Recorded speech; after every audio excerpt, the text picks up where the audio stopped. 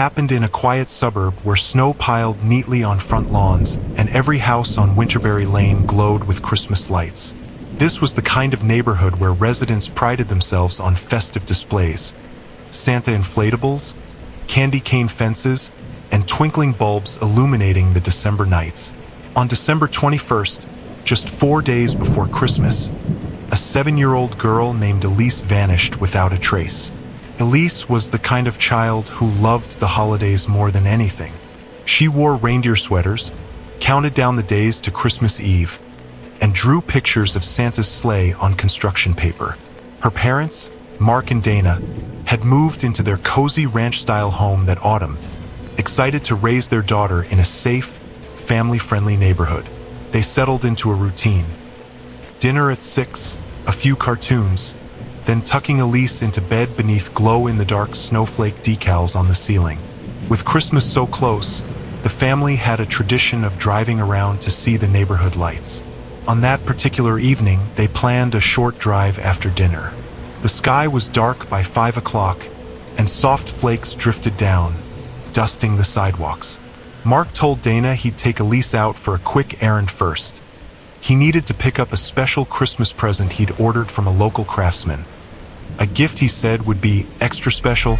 Elise, excited to spend time alone with her dad, pulled on her boots and puffy red coat. They left in the family's sedan around 5:30 p.m. Dana stayed behind, expecting them to return within the hour, maybe 2 at most. But they never came back. By 8 o'clock, Dana was worried sick. She called Mark's cell phone, but it went straight to voicemail. She tried again and again, her heart pounding harder each time. At 8:30, she called the police. It felt surreal. This was supposed to be their perfect first Christmas in the new house, and now her daughter and husband were missing. When officers arrived, they assured Dana that Mark and Elise probably got delayed. Maybe the car broke down or Mark forgot his phone charger. But hours dragged on with no sign of them. At midnight, the police decided to search systematically. Strangely, just after they put out an alert, Mark's car was found parked on a side street a few blocks away. The driver's side door was locked, the passenger door slightly ajar, and a single glove of Elise's lay on the floor. Inside the car, police found Mark's phone under the seat, powered off. There was no sign of struggle, no footprints except some muddled impressions in the slush near the sidewalk. The snow had partially covered any tracks. Neighbors reported seeing nothing unusual. One recalled seeing Mark's sedan roll by earlier, but couldn't say if anyone got out. Another claimed to have noticed a black SUV tailing behind, but no one else confirmed this detail. As dawn approached on December 22nd, police focused their efforts on Mark. It turned out he'd never picked up any special present that night. The craftsman he mentioned existed, but Mark hadn't placed any order. Investigators questioned whether Mark had orchestrated an abduction of his own child. But friends and family swore Mark adored Elise. He had no history of violence, no financial troubles that might prompt such a desperate act. Over the next days, the community rallied. Candlelight vigils, missing person posters, and news segments on local TV featured Elise's smiling face. Mark's disappearance alongside Elise complicated things. If he'd harmed her, why abandon the car so close to home and vanish himself? If someone else was involved, how did they overpower a grown man and a child without causing a scene? Christmas Eve arrived, and Dana sat alone in the living room, tree lights twinkling softly. Gifts lay unopened beneath the pine branches, their ribbons mocking the silence. The police had few leads. A couple suspicious cars spotted on side streets, an unfamiliar man seen lingering near a neighbor's nativity scene 2 nights prior. Nothing conclusive. Dana gave interviews, pleading for their return. She kept repeating, "Elise loves Christmas. She wouldn't run away, never on her own." Someone took them. On Christmas morning, as families opened presents and laughter-filled homes, Dana's house remained quiet. The media attention began to fade after a week. Police quietly admitted they were stuck. Some officers suspected Mark had staged the whole thing. Others theorized a stranger abduction. someone who took advantage of the holiday hustle when fewer people paid attention. Elisa's disappearance joined a chilling list of unsolved cases that linger in small towns, haunting holiday memories for decades. Months passed. Snow melted. No bodies were found, no ransom notes sent. Dana moved away the next summer, unable to bear the painful reminders. Winterberry Lane resumed its cheerful Christmas displays the following December, but now they carried a darker undertone. Neighbors hung an extra ornament in Elisa's memory, a small angel, silver and silent, on community trees. To this day, no trace of Elise or Mark has been discovered. The case file remains open, gathering dust in a station file cabinet. Every Christmas, someone leaves a candle at the spot where Mark's car was found. Children growing up on Winterberry Lane hear whispered stories about the missing girl.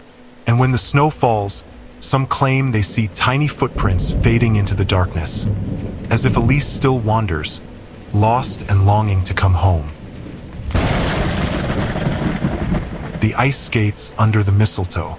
In a small rural town nestled among evergreens and rolling hills, Christmas came with a blanket of pure white snow. The residents took their traditions seriously. Each December 23rd, they gathered at the frozen pond behind the old church for an evening of ice skating and hot cocoa. It was a cherished event where families laughed under strings of lights, and children glided across the ice, cheeks flushed with cold and excitement. It was on this night, 2 days before Christmas, that 9-year-old Clara disappeared. Clara was a quiet, dreamy child who loved the icy shimmer of winter nights. She was thrilled about the skating party, having received new white ice skates trimmed with faux fur. The pond party felt magical. Carols playing softly from a portable speaker, a bonfire crackling nearby, and older kids giggling as they raced across the ice. Clara's parents, Martin and Linda, watched her from the bank, chatting with neighbors as their daughter tested her skates. Around 7 p.m., Clara's parents lost sight of her among the groups on the ice. She was supposed to check back every 15 minutes. Martin had set a rule because the crowd was large and some visitors were strangers, friends of friends. Half an hour passed, and Clara didn't return. Concerned, Linda asked a few neighbors if they'd seen her. One said Clara had been sitting at the edge of the pond, lacing her skates more tightly. Another thought they saw her walking toward the hot cocoa table. Yet when they checked, Clara wasn't there. Initial worry flared into panic as Martin and Linda searched the grounds. The portable speaker played Silent Night in a slow, haunting tone. Kids still skated, oblivious. Adults formed small search parties, combing the nearby tree line with flashlights. Perhaps Clara had slipped on the ice and crawled under the wooden benches, or maybe wandered into the woods. But no footprints led away from the pond. Fresh snow had fallen just minutes ago, smoothing the surface. By 9 p.m., the sheriff's team arrived. They examined every corner. The church basement, the hollow old stump near the fence, even under parked cars. Dogs sniffed the perimeter. No sign of struggle, no screams reported. The only odd note was that Clara's pink knitted hat lay near a patch of melted snow, as if dropped hastily. Just beyond the hat, a few boot prints too large to be hers disappeared into a cluster of pine trees. That area had thick underbrush, making it impossible to follow tracks clearly. Clara's family refused to leave the pond, staying out past midnight, calling her name into the silent woods. Eventually, bitter cold forced them inside. The sheriff promised to keep searching through the night, but the darkness yielded no answers. On Christmas Eve morning, the town woke to the shocking news. Clara's face, framed by blonde braids and a shy smile, appeared on flyers taped to lampposts and the church door. Strangers volunteered to help, forming lines that trudged through snow-laden groves. They found nothing except a discarded mitten that didn't belong to Clara and a crushed candy cane wrapper. The atmosphere turned grim. A child, gone right under everyone's noses during a festive event. It rattled their sense of security. Rumors brewed. Some whispered about a strange man seen lingering at the edge of the pond earlier that week. Others recalled a visiting cousin of a local family who seemed too friendly with the kids. The sheriff's team investigated every lead. They interviewed attendees, checked vehicles leaving town, reviewed any security footage from nearby streets. But this was a small town and such technology was limited. Only a few grainy clips from a gas station camera miles away were available, showing nothing relevant. Clara's parents pleaded on local news, "If you have our daughter, please, we beg you, let her go. She's innocent. She's just a child." Their voices cracked. The anchor dabbed her eyes as holiday music played softly in the background, an eerie contrast to the family's nightmare. The town canceled most holiday festivities. People stayed indoors, unsettled by the notion that whoever took Clara might be among them. Christmas Day came and went in silence. The search widened into neighboring counties. A hunter claimed to see a flash of pink fabric deep in the forest 2 days later. But when authorities checked, they found nothing. Days turned into weeks. The FBI got involved, but leads grew cold. Everyone had an opinion. Maybe an opportunistic abductor passing through, or someone jealous of the happy families. Perhaps Clara wandered onto thin ice at another hidden pond and fell through, but no body surfaced. In January, a single new piece of evidence surfaced. Clara's left ice skate discovered at the base of an old oak tree miles from the pond. The skate was undamaged, laces neatly tied. It provided no useful clues, just deepened the mystery. How did it end up there? Did her captor place it intentionally? Months passed without resolution. The town tried to recover, but something fundamental had changed. That next December, the annual skating party was subdued. Fewer families attended, and those who did kept their children in sight at all times. The spot where Clara vanished became a silent memorial. Flowers, a teddy bear, and a single Christmas ornament dangled from a low branch on a nearby pine. No one skated too far from the group. No one forgot that a little girl vanished into the cold darkness, leaving only faint whispers and a dropped hat. To this day, Clara's fate remains unknown. Her family moved away, unable to endure the haunted look of the frozen pond. Local legends claim that on clear December nights, if you listen closely near the oak tree where the skate was found, you can hear faint sobs. Some insist it's just the wind through the pines. But as the town learned, darkness can hide under holiday cheer, and the memory of Clara lingers like a chill that no bonfire can fully warm. Silent streets and a missing child. In a sprawling city lit with garish holiday decorations, Christmas Eve buzzed with frantic shoppers and last-minute sales. Children pressed their faces against store windows filled with toy trains and stuffed reindeer. Street vendors sold roasted chestnuts and candy apples. It was easy to get lost in the crowd's swirl of excitement and distraction. 11-year-old Martina disappeared in those crowded streets on December 24th. She lived with her mother, Carla, in a small apartment on the 5th floor of a worn-down complex. Times were tough. They couldn't afford a big Christmas, but Carla promised Martina something small yet meaningful. Maybe a pair of warm gloves or a new coloring book. That evening, Carla asked Martina to run a short errand. Pick up a loaf of bread from the corner bakery before it closed early for the holiday.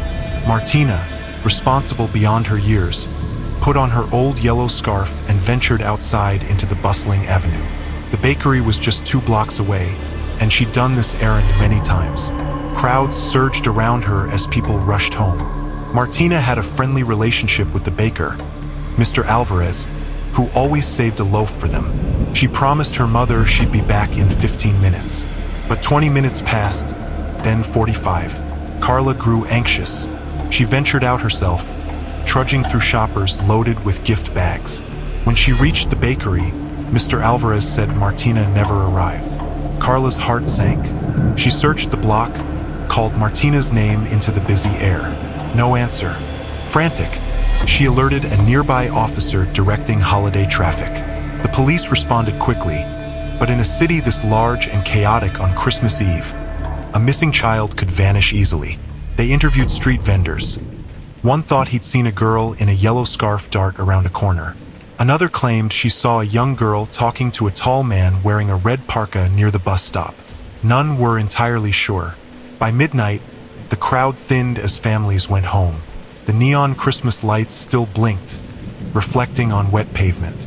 Carla stood by a lamppost near the bakery, tears freezing on her cheeks. Police asked her to go home, assuring they'd patrol the area. She complied, leaving her apartment door unlocked in desperate hope that Martina would return. Christmas Day dawned cold and quiet. The city that never slept still hummed softly, but now police canvassed the area. They found Martina's scarf caught on a broken fence behind a vacant shop. Nearby, a piece of crusty bread, perhaps dropped by someone else or a cruel coincidence, led them to check every abandoned building on that block.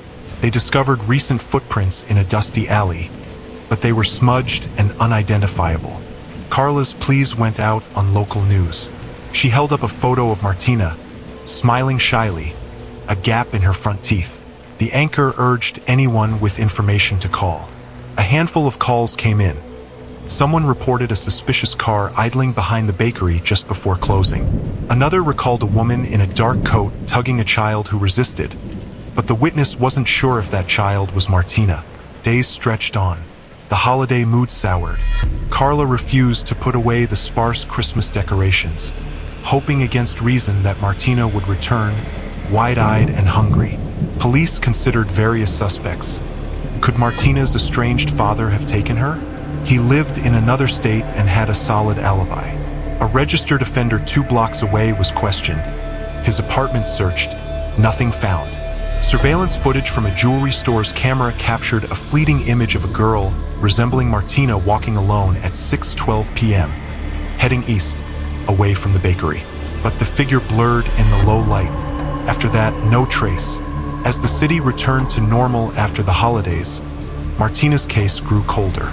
The bread shop still closed early on Christmas Eve every year, Mr. Alvarez still saving a loaf out of habit, tears welling when it remained unclaimed. Carla joined a parent support group for missing children, carrying her daughter's photograph in her purse wherever she went. Speculations abounded. Maybe a human trafficking ring took her, blending into the holiday crowds. Maybe a mentally unstable transient lured her into a hidden nook. Maybe she was still alive, held captive somewhere. Without solid leads, investigators kept her file open but had little to pursue. Months later, a faint hope emerged. A maintenance worker found a small hairpin under a manhole cover near the bakery. Martina had worn a flower-shaped hairpin that night. Forensic tests couldn't confirm if it was hers, and the discovery led nowhere. One officer admitted quietly that, in a city of millions, a child could disappear into the shadows too easily, especially during the chaotic holidays. Carla never moved from the apartment. Each Christmas, she hung Martina's stocking. She placed a small gift under their tiny artificial tree, a token of faith that her daughter might return. Neighbors eventually stopped asking for updates, uncomfortable with the lingering tragedy. Carla formed her own network of searchers and volunteers, handing out leaflets year-round. But as the seasons turned, leads dried up. A decade later, Carla still leaves her front door unlocked on Christmas Eve. She imagines Martina might slip in quietly, older now with stories to tell. The city has changed. New shops, different holiday decorations, but the memory of Martina lingers in that block, in the corner bakery where bread still smells warm and comforting. Every year, someone lights a candle at that fence where the scarf was found, and the flame flickers beneath the city's neon cheer. The truth remains hidden, like countless stories in a place too big and busy to notice when a single child vanishes into the crowd. Snowfall by the Old Inn. In a remote mountain village famous for its ski slopes and timbered chalets, Christmas brought tourists eager for snowy adventures. The central street glittered with candy cane lights and wreaths. At the village's edge stood an old inn, built a century ago, now mostly used for holiday gatherings. On Christmas Day morning, the inn staff realized a guest's 10-year-old daughter, Zoe, was missing. Zoe's family had arrived 2 days prior, excited for a white Christmas. The inn provided a warm lounge, a towering Christmas tree, and roaring fireplaces. Children played board games in cozy corners while parents sipped mulled wine. Zoe was a cheerful kid, known to wander but always staying within earshot. On Christmas morning, as parents and children opened stockings in their rooms, Zoe's room was found empty. Her bed, still made, suggested she never slept in it that night. Worried staff combed the building. The main hall, kitchen, attic storage, no Zoe. Outside, footprints crisscrossed the fresh snow. Guests had been out early to admire the sunrise. Among them were small footprints leading from the side door toward the wooded slope behind the inn. But by the time anyone noticed, snow began falling heavily, blurring any trail. The family panicked. It was Christmas Day, and a child was gone. The local rescue team jumped into action. They knew these mountains well: steep trails, hidden creeks, and abandoned cabins dotting the landscape. Volunteers formed search parties, calling Zoe's name, shining flashlights into the dim pine forest. The snowfall muffled sounds, making it harder to hear if Zoe called back. As midday approached, they found a clue: a single mitten wedged between two rocks along a narrow path. It matched Zoe's mittens. Following that path, they found a piece of ribbon from her holiday hair tie snagged on a branch. But the path split into multiple routes, and a sudden gust of wind blew flakes into their eyes, forcing them to return and plan a better strategy. The inn's guests were questioned. One claimed to have seen Zoe wandering in the corridor near midnight, wearing pajamas and boots, as if going on a secret adventure. Another recalled hearing muffled crying near the back exit. The innkeeper admitted the back door's lock was old and sometimes didn't latch properly. If Zoe slipped out unnoticed, maybe she intended a short adventure outside? But why would she leave on Christmas night? Some hypothesized she might have followed someone, a friendly guest offering to show her something cool. Others suspected a stranger lurking in the shadows, waiting for a moment of carelessness. The inn staff couldn't identify anyone suspicious, but a few guests had checked out early, claiming travel plans. The police tried to track them, questioning whether one might have taken Zoe. As afternoon light faded, the search intensified. Patrols ventured farther, discovering an old shed half buried in snow. Inside, they found childlike drawings etched in the dust on a window. Hard to say if they were recent or old. No one knew if Zoe had the time to do something like that or if it was a coincidence. Another search party found a scrap of red fabric caught on a fence near a downhill slope. Zoe wore a red Christmas scarf. Was it hers? Meanwhile, inside the inn, Zoe's parents sat by the Christmas tree, crying silently. Gifts remained unopened.